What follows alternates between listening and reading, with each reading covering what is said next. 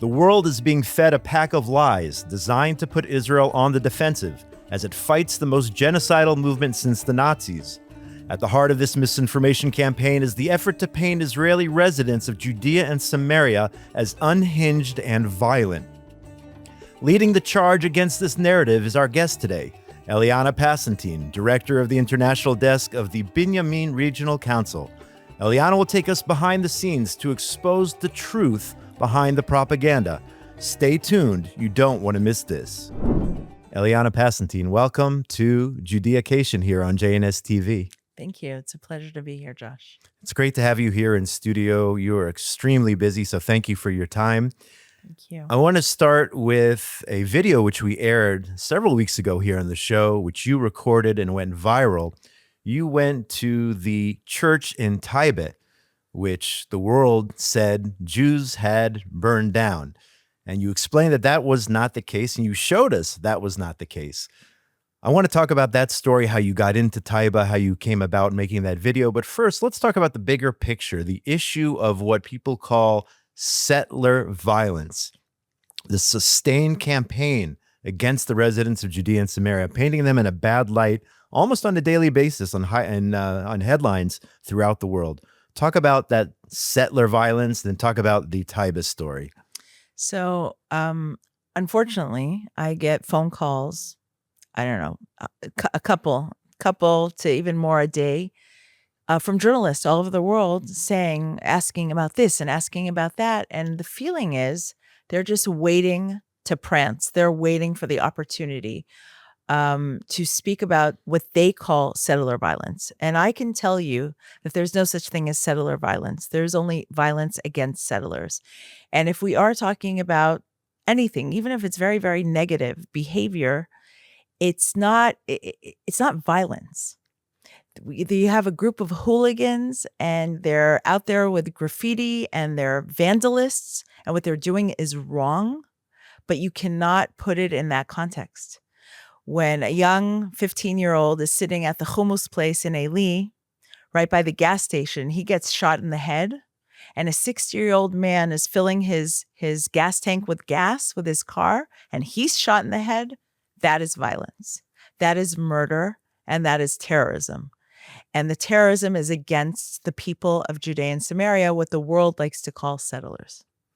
And talk about the Taiba incident. Your video went viral, went all over the world. You told me it was translated in many languages.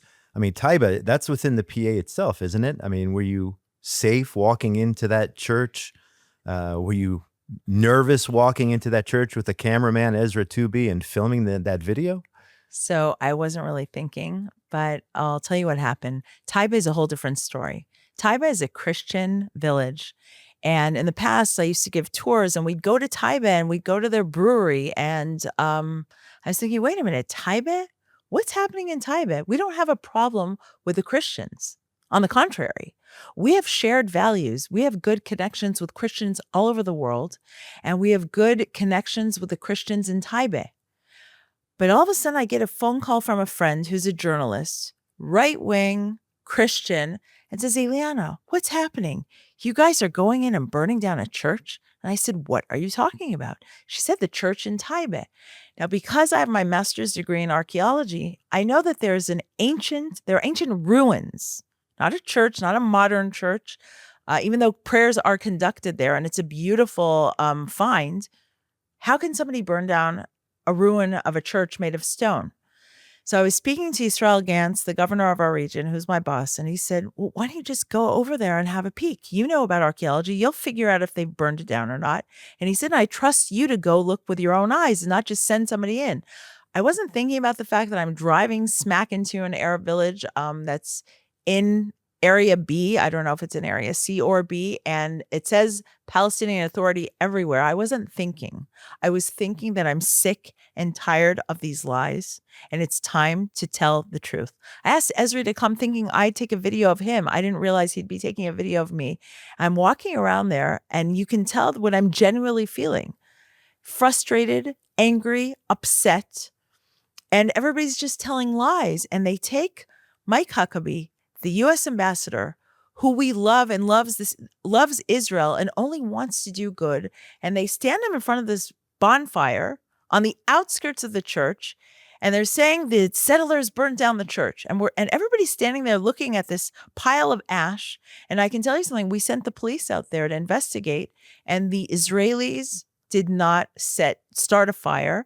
And we can talk about the fire, but what I did with the video was show basic truths. I had no idea it would go viral. I didn't know it would be on Ben Shapiro. I didn't know it was going to be translated to a million languages. But I was speaking to somebody in Hungary on a Zoom. They said, "Aren't you the woman from that video?" And it's like crazy. But I guess the world is also waiting to hear the truth. Shouldn't the government be doing this? I mean, shouldn't there be a branch of the government responsible for acting when stories like this come out, disproving it?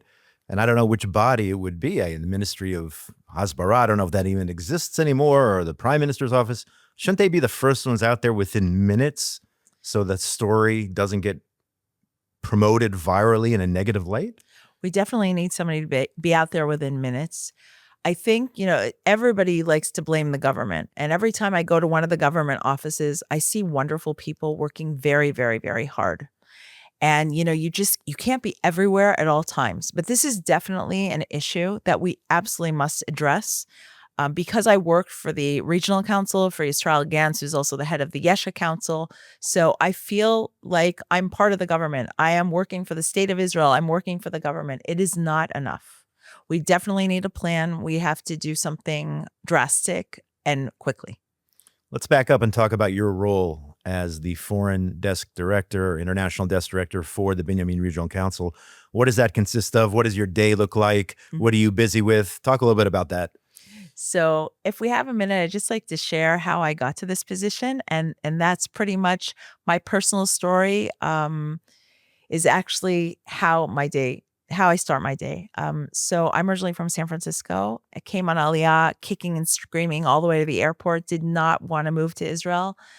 We moved to Herzliya Pituach, where all my friends were American. I decided to stay American. And one day I'm going home, back to America. America is home. And thank God I fell in love with the country, met a guy who used to come borrow my surfboard. We ended up marrying each other. And he went to the preparatory yeshiva in Eli, the Mechina. And we came on a Shabbat. I'd never heard of Yesha or the Green Line. I didn't know anything besides Tel Aviv, Herzliya, and San Francisco. And all of a sudden, I learned on this one Shabbat so much that we decided to go live in Eli, and not only live in Eli, but establish the first hilltop in Judea and Samaria. So we live on this hilltop with no running water and no electricity. We're both from Paris, San Francisco, Herzliya Pituach. And we see that even our parents are shocked. And we said, "You guys left your family in the States and in Paris, and you come to Israel. We're just moving an hour up the road. And from our backyard today, you can see from the river to the sea. You can see the Jordan and you can see Tel Aviv." And we realized the importance of living on these hills. So this is 30 years ago. But from day one, when we were 21 years old, we had to explain. And as we like to say, Hasbara. We started in bank discount in Herzliya Pituach when we just wanted to get that money you get from the army to pay for your rent. And nobody knew where Eli was. And so this is how we live our life, our family. And that's how I got this job.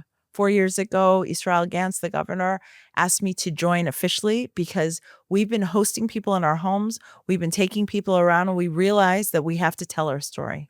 So my day is telling a story in different outlets. Sometimes it's the New York Times and the Wall Street Journal, which is very, very, very challenging and difficult. Sometimes it's right here. Sometimes it's through my Instagram and Facebook, and any way I can share the truth and shine the light on the beautiful people of Judea and Samaria and the beautiful history.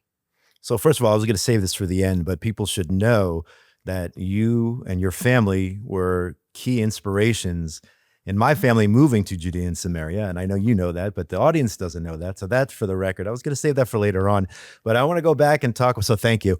But I want to go back and talk about the media, working with journalists in Judea and Samaria, whether it's the New York Times, whether it's smaller publications. And I've worked with them in the past, and oftentimes they're hostile. And sometimes they can be actually very pleasant when they come and meet with you and sit with you, and we love you, and we're going to cover your story and this and that. And then when you actually read the article that comes out, it is painting the residents of Judea and Samaria in a negative light. How do you work with that? How do you deal with that? What is your strategy in trying to get good media coverage or the truth out Yeah. there? That's why I love JNS because you speak the truth, but with no filters. I contemplate every time I get a phone call from a journalist. Do I want to trust them with our story? Do I want to show them what I see? Because even if they're really kind, as you say, you read the article and there's no connection between what we said and what we showed them and between the truth and what they're writing. So after October 7th, I decided not to work with anyone. It was just too much, the anti-Semitism and their hatred.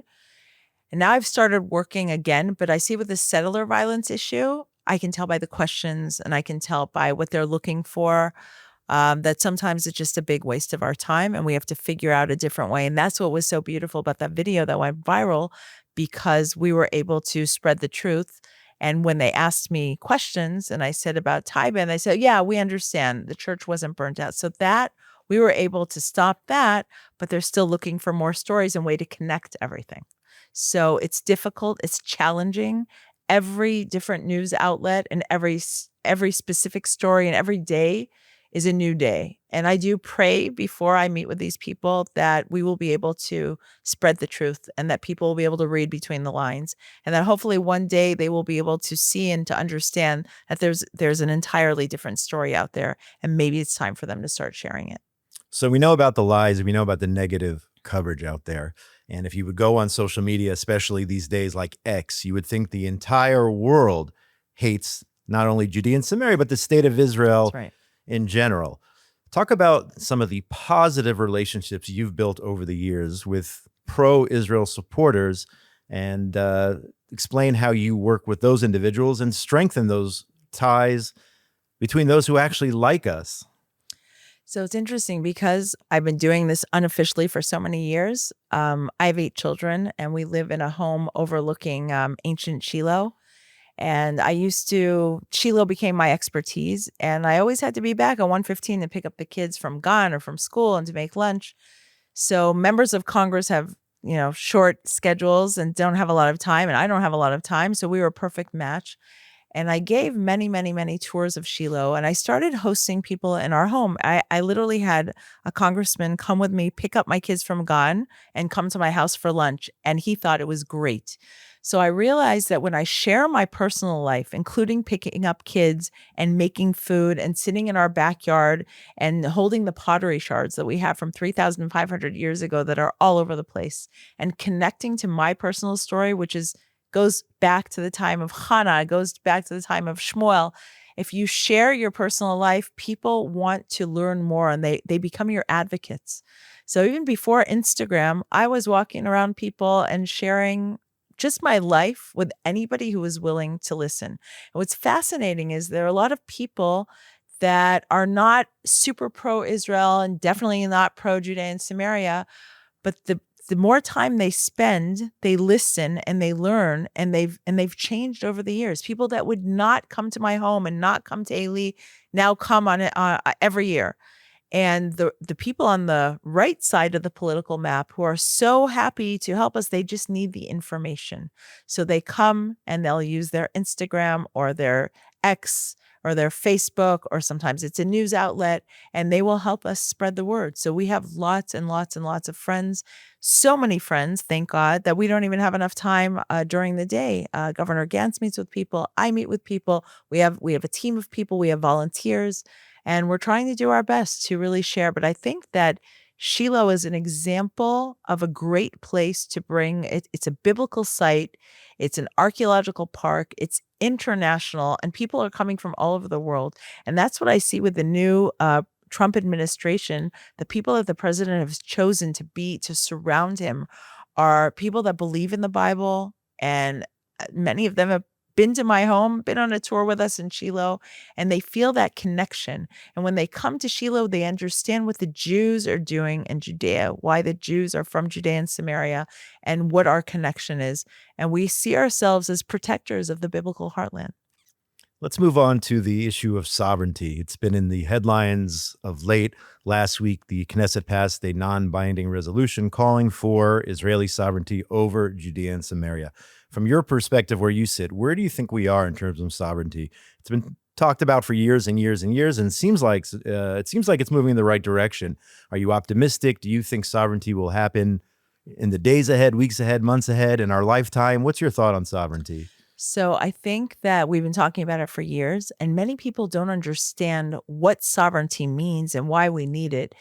But I can say that on one hand, my feeling is this is the time. This is the time it's going to happen. We're all ready for it. I think the world is prepared for it, and it's definitely time. And I really believe it's going to happen, and we're doing a lot to make it happen. Um, but the problem that the world, the people who are maybe either against or don't really understand the need, is no one really, except for people like us who live in Judea and Samaria, don't understand the lawlessness. We're living in the Wild West. And even for the head of our regional council to pave a road or to connect the electricity, there is such a, the only word is balagan. Because the state of Israel, after the 6 Day War, should have just said, okay, we acknowledge this miracle. Because if you don't believe in miracles, there's no way to explain how a 19-year-old country with soldiers, we didn't want to start the war. We didn't want to join the war. We thought, yeah, this is it. This is the end. And we gain all this beautiful land. It wasn't something that we planned to do. We didn't go out there and conquer.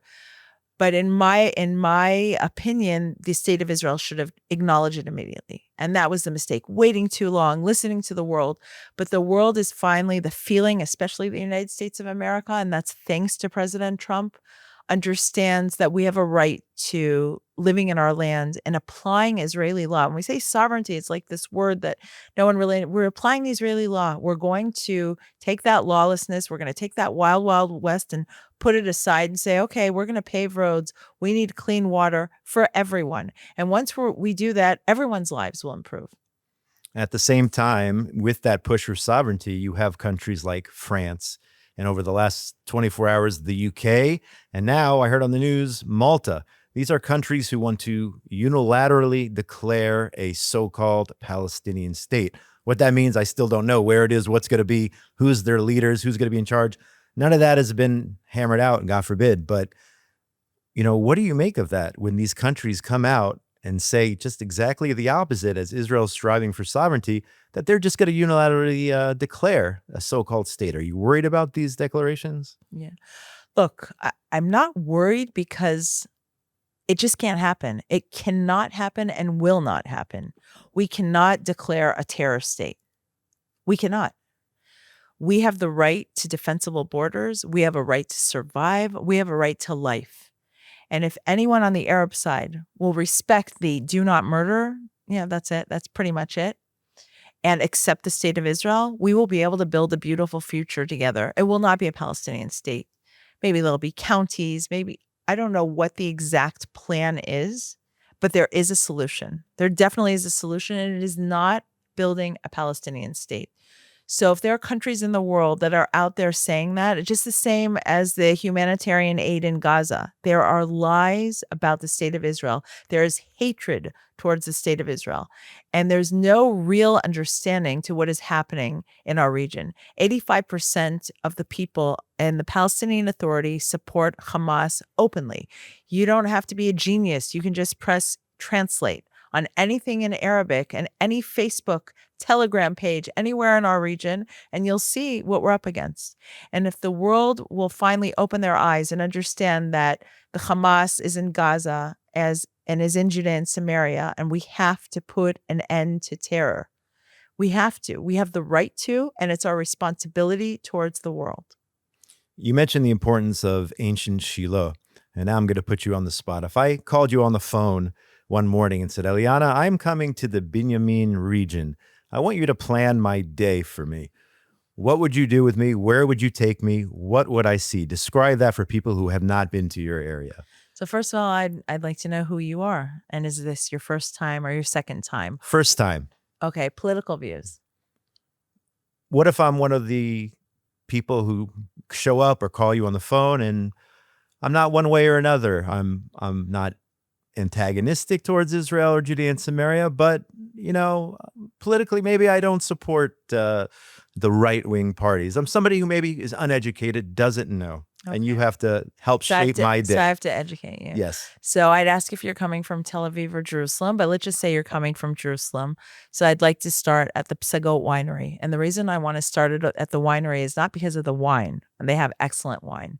It's because of the story, and it's because of the location. And I'd start by the lookout, where you look right down at the Michmas Valley, which is the story of Saul and Jonathan from the book from Samuel 1, chapters 13 and 14.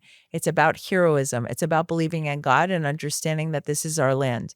And what's fascinating when we're standing there at that outlook and we're looking out at Mukhmas, the Arab village, the Palestinian village that preserves the ancient Hebrew biblical name. And that's right across from Jabba, which preserves the ancient Hebrew biblical name of Givah, of Shaul, of King Shaul. So we'd start there just with a little bit of background.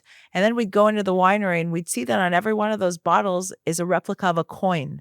And the coin was found in a cave next to the original winery in the town of Psagot, which means mountain peaks, which is overlooking Ramallah.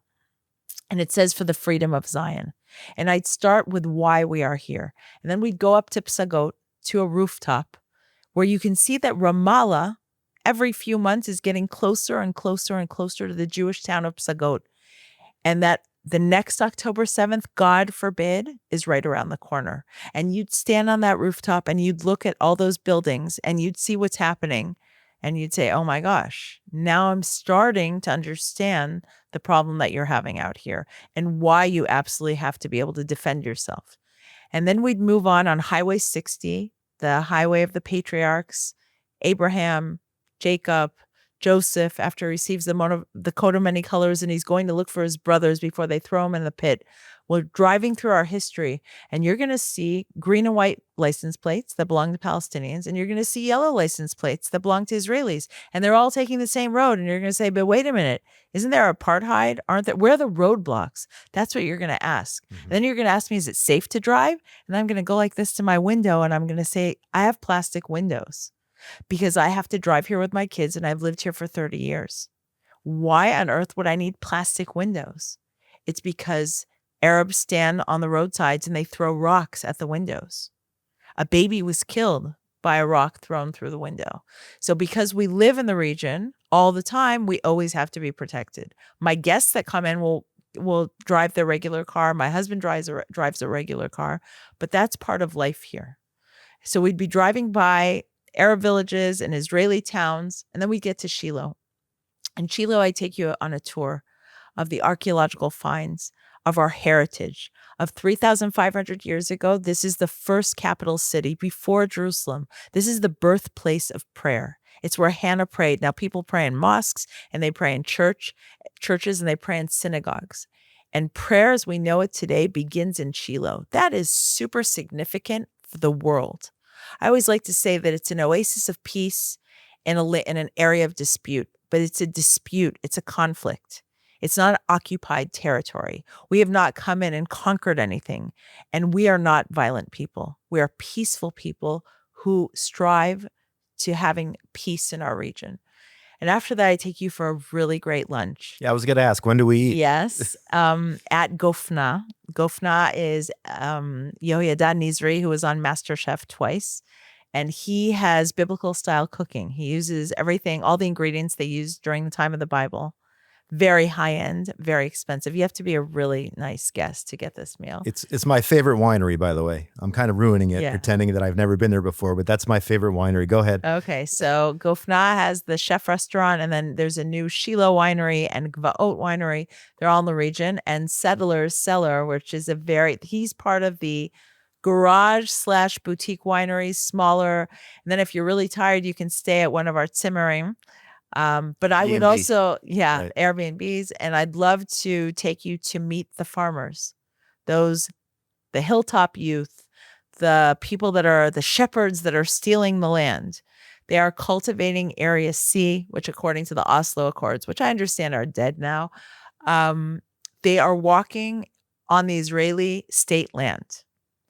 And they're keeping the land because the Palestinian Authority has 600 employees. And their plan is to map out the area, check out Area C and to purposely build homes, Palestinian homes in Area C, knowing that the Israelis are not going to tear down those homes probably, and they're right next to some of our towns, and they're right on the highways. So that's I'd like you to meet those people and to see how wonderful they are, and that these are peaceful people who are working the land, cultivating the land. And then I'd let you jump into one of the natural springs just before you get back to your Airbnb, and then we'll plan the next day. Sounds amazing. Sounds like a great day. And if you're listening, watching right now, I hope you will take Eliana up on that and come visit the Binyamin Regional Council, see all the beautiful things, and check out the pioneers, because those people you described are the modern day Zionistic pioneers who are establishing communities and settling the land of Israel. Thank you. Eliana Passentin, International Desk Director at the Binyamin Regional Council, I want to thank you for your time, and let's get together very, very soon. I'd like to see you up in Binyamin. Thank you. Thank you, Josh. And you're invited to come with your family. And I will never forget that Sukkot that you guys came over. And I can say that we're all, when you share your story and you share your home, you never know what the outcome will be. And I think if we all do that, all the people in Israel, share our stories and invite people from the world to understand our lives, we have no idea how that's going to affect the next person. So thank you. Couldn't agree more. This has been another edition of Judeacation here on JNS TV. My name is Josh Haston. Thanks so much for joining us. Shout out to the production team behind the scenes, Yuri Svretsky, Zach Sickerman, Esther Eden, and Ryan Lifshitz. Make sure you go to JNS TV for all the amazing programming we offer, and go to jns.org for all the latest breaking news from Israel, the Middle East, and the entire Jewish world. We'll see you next week, everybody.